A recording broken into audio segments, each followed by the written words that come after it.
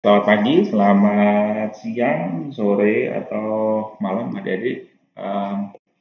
Untuk materi yang ini adalah materi tentang hipotesis. Jadi di perkuliahan atau di materi sebelumnya, saya sudah menjelaskan tentang research problem atau permasalahan penelitian, kemudian problem statement atau perumusan masalah, yang itu semua berada dalam bab satu, yaitu latar belakang.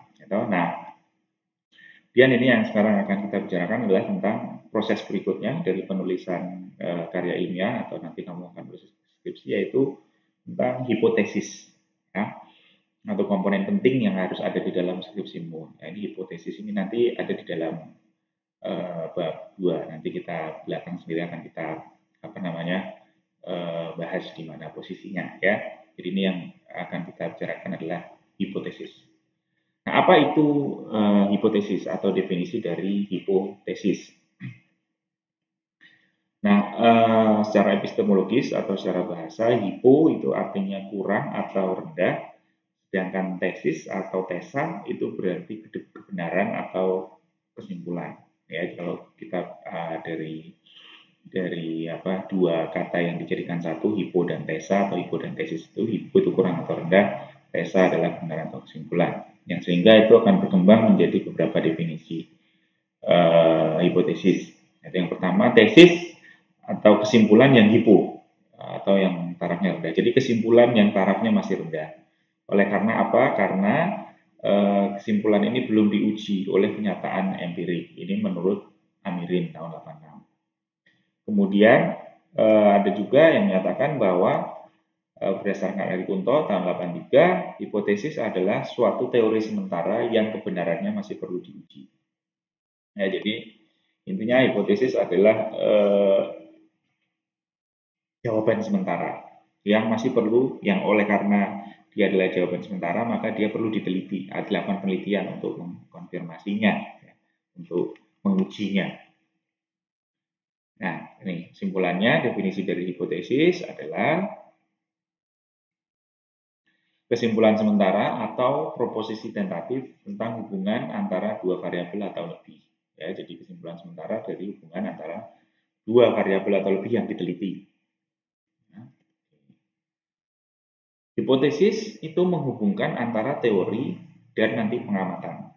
Ya, jadi dia adalah penghubung antara teori dan pengamatan. Teori yang didapatkan dari referensi yang sudah ada di sebelumnya sebagai bekal peneliti, dan kemudian nanti pengamatan dari penelitian yang dilakukan oleh peneliti.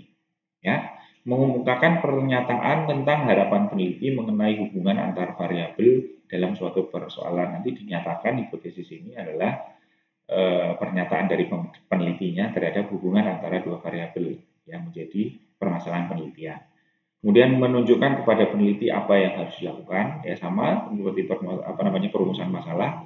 Hipotesis ini juga karena dia jawaban sementara, maka dia juga menunjukkan kepada peneliti, ya, tidak hanya pembaca tapi juga peneliti tentang bagaimana nanti dia harus melakukan penelitiannya. Dia dapat menjadi dasar pemilihan sampel serta prosedur penelitian dan dapat menunjukkan analisis statistik yang diperlukan, ya. Karena nanti hipotesis ini seperti yang saya sampaikan dari judul, kemudian perumusan masalah, tujuan penelitian, hipotesis itu saling berhubungan dalam satu garis merah seharusnya, sehingga bisa menunjukkan di dalam judul, di dalam perumusan masalah maupun di dalam, apalagi di dalam hipotesis, itu membaca sudah bisa mengetahui analisis statistik apa yang akan dilakukan. Dari mana sih sebenarnya peneliti itu bisa mendapatkan hipotesis? Apa dasarnya peneliti itu membuat jawaban sementara itu dari mana? Yaitu pernyataan yang ditarik secara deduktif, misalnya dari teori sebelumnya atau dari hasil penelitian sebelumnya. Ya, karena kan sebelum membuat hipotesis, maka seorang peneliti itu harus mencari referensi dulu, ya. Referensinya berasal dari buku, dari teori, dari jurnal-jurnal, ya, penelitian yang telah dilakukan sebelumnya, ya. Nah, itu salah satu sumbernya. Kemudian pernyataan yang merupakan generalisasi dari hubungan yang diamati. Ya, bisa juga ada hubungan-hubungan dari tadi seperti metode masalah tadi, permasalahan masalah ada secara morfologi ya. Itu kalau morfologi kan diambil dari beberapa penelitian yang kemudian dirangkai jadi satu masalah. Nah, ini juga beberapa pernyataan atau yang lebih general atau mungkin lebih khusus. Kemudian kalau lebih khusus kemudian dirangkai jadi satu uh, jawaban tertentu itu secara induktif ya. Kalau deduktif sebaliknya. Nah, ini tadi bisa secara deduktif maupun secara induktif dari penelitian-penelitian yang telah dilakukan sebelumnya. Nah, berikut ini adalah karakter dari hipotesis. Nah, hipotesis merupakan jawaban sementara atas permasalahan yang diteliti, oleh karena itu masih memerlukan pengujian secara empiris. Karena hipotesis itu adalah jawaban sementara, maka karakteristik dari hipotesis adalah dia masih perlu untuk diuji secara empiris atau dibuktikan kebenarannya dengan melakukan penelitian. Yang kedua, dari pengujian empiris tersebut hasilnya ya, hasil dari melakukan penelitian tuh kalau tadi jawaban sementaranya adalah hipotesis, maka setelah meneliti akan timbul tesis. Di mana tesis ini atau hasil penelitian itu bisa menerima hipotesis atau menolak hipotesis. Artinya menerima itu sesuai dengan yang dihipotesiskan. Ya. Hasil penelitian ternyata menerima hipotesis itu artinya sesuai dengan yang dihipotesiskan atau yang diduga. Tapi bisa juga hasil penelitian itu menolak dari hipotesis. Menolak itu berarti tidak sesuai dengan apa yang dihipotesiskan. Yang ketiga, dapat menunjukkan hubungan antara dua fakta atau lebih apabila permasalahan yang diteliti juga bersifat relasional. Ya, jadi hipotesis tentunya nanti jawabannya tesisnya itu dapat kalau diterima atau tidak tadi, nah itu bisa menunjukkan diterima atau tidaknya itu menunjukkan adanya hubungan atau tidak ada hubungan, tidak adanya hubungan antara dua fakta atau dua variabel atau lebih. Nah, kenapa tuh kok deskripsi ya bukan deskripsi. Kenapa kok deskripsi itu atau dalam skripsi itu dalam penulisan ilmiah itu kok harus ada hipotesis? Nah, karena apa? Yang pertama, hipotesis itu dijadikan bukti ya bahwa penulis mempunyai penguasaan yang luas dan mendalam terhadap materi. Jadi jawaban sementara dari penulis atau peneliti itu menunjukkan ya apakah si peneliti ini menguasai permasalahan penelitiannya. Ya, jadi ada permasalahan penelitian tadi sudah dirumuskan, kemudian dia sudah mencari teori, mencari referensi dari penelitian terdahulu maupun buku-buku.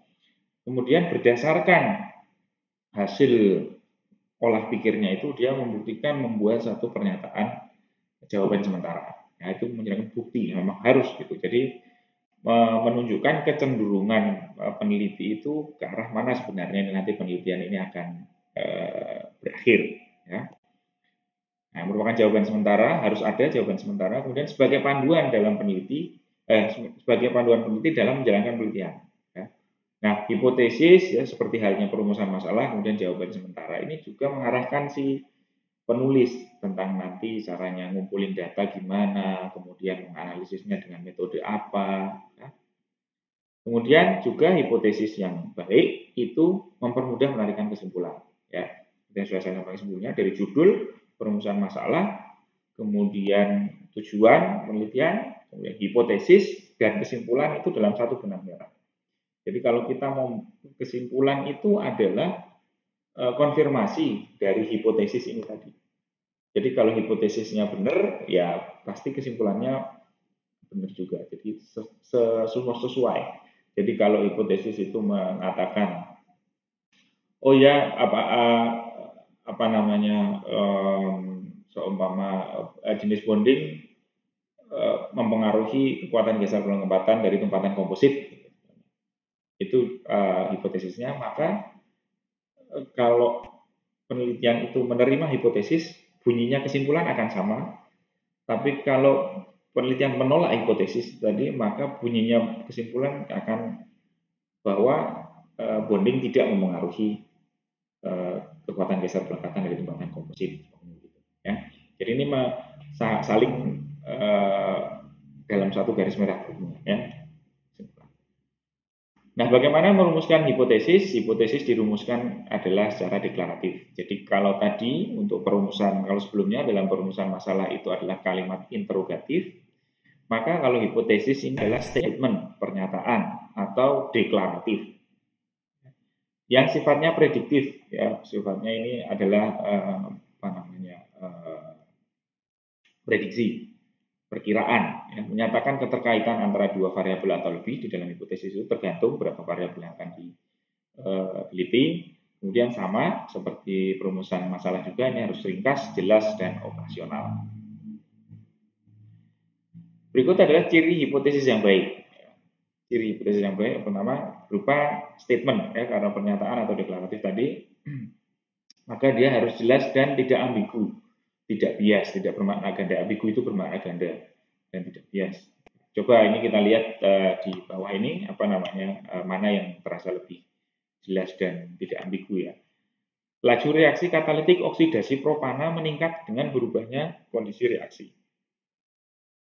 Tapi kalau hipotesis yang baik, maka laju reaksi oksidasi propana meningkat dengan meningkatnya temperatur reaksi.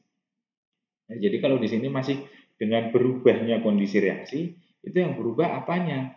Yang berubah apakah komposisinya, apakah yang berubah temperaturnya, atau yang berubah kelembapannya, dan lain sebagainya, kan masih menjadi pertanyaan. Masih mungkin bias. Nah, tapi kalau kita lihat yang kalimat yang kedua, laju reaksi oksidasi propana meningkat dengan meningkatnya temperatur reaksi. Oh, sudah jelas. Jadi di sini temperatur reaksi yang meningkat itu bisa meningkatkan laju reaksi. Ya. Bukan yang dimaksud bukan kondisi reaksi yang lain gitu ya, tapi di sini temperatur sudah jelas. Terkait dengan konteks keadaan dalam populasi dan mempunyai daya klarifikasi atau rasionalisasi itu. Kemudian harus dapat diuji, ya. Ciri hipotesis yang baik itu testable, ya. Dapat diuji melalui analisis terhadap bukti empirik. Variabel-variabelnya bisa diukur, ada alat ukurnya, indikatornya jelas, ya. Pengertian batasan operasional dan prosedur mengukur variabel tersebut. Ya, bagaimana mengukur? Ya, tidak disebutkan di hipotesis tadi bagaimana mengukur variabelnya, tidak. Akan tetapi kita bisa tahu, oh kalau tadi seperti temperatur, oh berarti ini yang dilakukan adalah pengukuran temperatur. Ya, laju oksidasi, oh berarti nanti pre-oksidasi, post-oksidasi itu berapa kecepatannya gitu, semuanya itu semua bisa dihitung. Verifiable, ya, dapat diuji kebenarannya. Jadi indikator-indikator yang dipakai tadi itu sudah terbukti dan teruji. Kemudian mengikuti alur pengetahuan atau atas dasar teori yang ada. Tentunya hipotesis yang baik itu yang merupakan penyimpulan, ya, dari referensi-referensi yang telah ada sebelumnya. Jadi tidak mungkin Anda membuat hipotesis itu berdasarkan referensi yang sudah ada, kemudian hipotesisnya itu bertentangan dengan teorinya itu. Enggak. Ya, jadi hipotesis itu harus sesuai dengan referensi atau sumber bacaan yang diacu oleh peneliti. Ya, jadi nanti seumpamanya antara A dan B, variabel A dan B itu menurut teori, menurut penelitian sebelumnya itu saling berhubungan, ya, saling berhubungan A dan B. Kemudian nanti hipotesis itu tentunya kita akan menyatakan bahwa itu saling berhubungan juga. Ya, nggak mungkin kalau yang kita bahas di bab 2 itu menyatakan hubungan terus kecenderungan untuk berhubungan, kemudian hipotesisnya itu malah tidak berhubungan. Nah itu ya, harus mengikuti alur. Ini perumusan hipotesis. Jika titik-titik maka titik. Atau tidak ada perbedaan antara variabel A dan variabel B. Ini perbedaan, ya, antara titik-titik dan titik-titik. Ini kalau perbedaan antara dan. Kalau ada pengaruh adalah dari titik-titik terhadap titik-titik. Atau ada hubungan antara titik-titik dengan titik-titik. Ya, jadi bisa perbedaan, bisa pengaruh, bisa hubungan.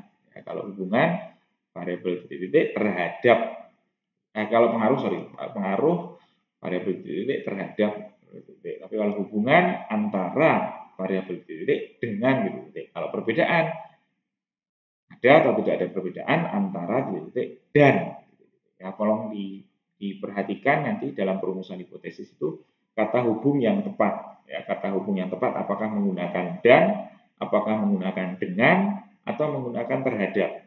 Itu tergantung dari pertanyaan penelitiannya. Apakah kita akan komparasi atau perbedaan, perbandingan, apakah akan korelasi, hubungan, atau regresi, yaitu pengaruh.